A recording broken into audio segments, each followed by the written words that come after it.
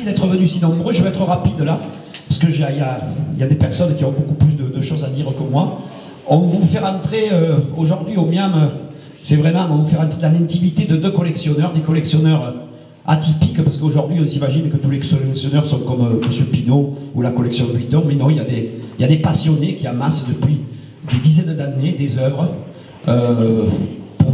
par passion, par amitié, souvent par rencontre avec des artistes. Et donc Marie-Yvonne et Jean Bender qui sont là, qui ne sont pas du coin, et François Bébin qui est là. Et alors François Bébin, c'est un peu particulier. Ça fait 23 ans que je voulais présenter sa collection, parce que ce fut un de mes premiers collectionneurs au tout début des années 80. Donc vous verrez, pour la première fois, il n'y a jamais eu en 23 ans autant d'Hervé Di Rosa au Miam que dans cette exposition. Bon, c'est le choix des commissaires, et c'est vrai que la collection de François Bébin est très portée sur les années 80, mais aussi autre chose.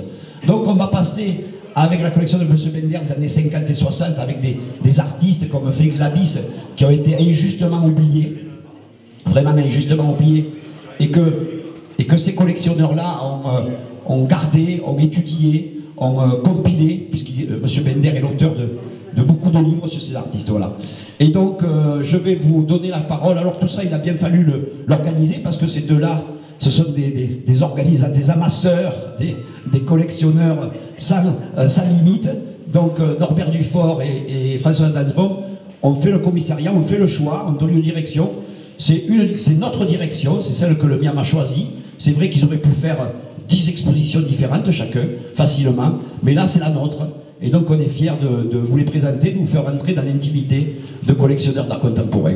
Voilà, je vous passe la barre à Norbert Dufort, qui est aussi, vous savez, ici on a plusieurs casquettes, donc il est aussi mon vice-président et le co-commissaire de l'exposition, avec François Dansbaum, qui est aussi la directrice et qui est la co-commissaire de l'exposition. Voilà, après il va vous dire quelques mots, et puis vous pourrez accéder à ces collectionneurs pour leur poser des questions. Merci. Merci Hervé. Ce qui est formidable avec Hervé, c'est que quand il a parlé, on n'a plus rien à dire. C'est toujours pareil. Voilà, c'est une aventure nouvelle. Moi j'avais juré à Hervé que je ne ferais jamais plus d'expo au Miam. Et puis on se fait reprendre par ses passions. Et en l'occurrence, ces passions qui ont été partagées là depuis plus d'1 an avec des collectionneurs singuliers, décalés, qui sont vraiment dans l'esprit du Miam, c'est-à-dire une espèce de liberté qui consiste à construire des proximités artistiques qu'on pourrait ne pas attendre et qu'on ne voit pratiquement jamais dans les musées d'ailleurs. Et c'est pour ça que l'exposition s'appelle Libre. Je ne veux pas trop dévoiler les choses, mais dire simplement que quand on parcourt l'exposition, nous, après avoir passé 15 jours à l'accrocher, on a quelques convictions assez réconfortantes. La première, je pense, c'est que le Miam a besoin des collectionneurs.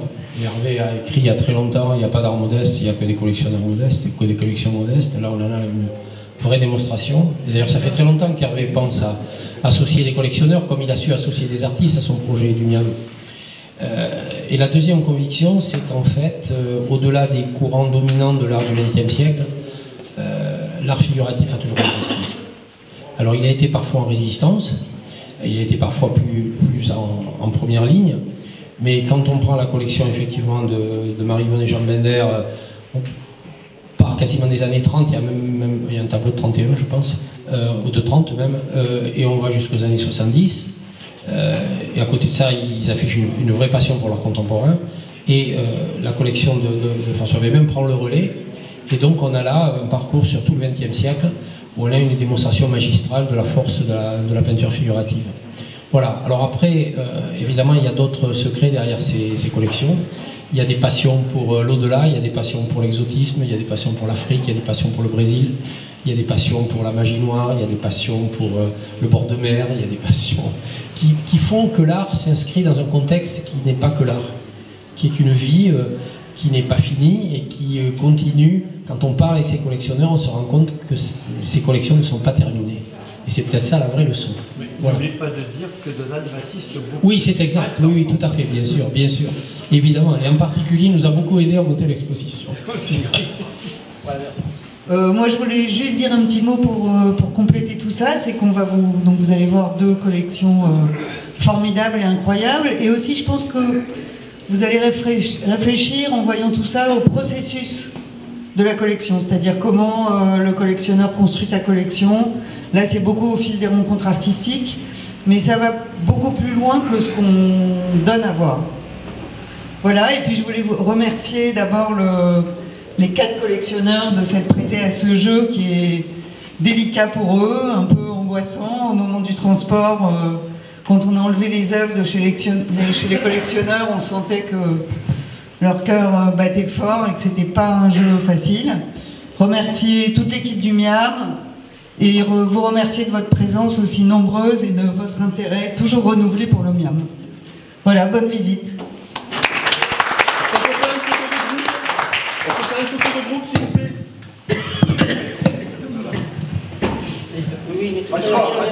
Approchez-vous, voilà. Voilà.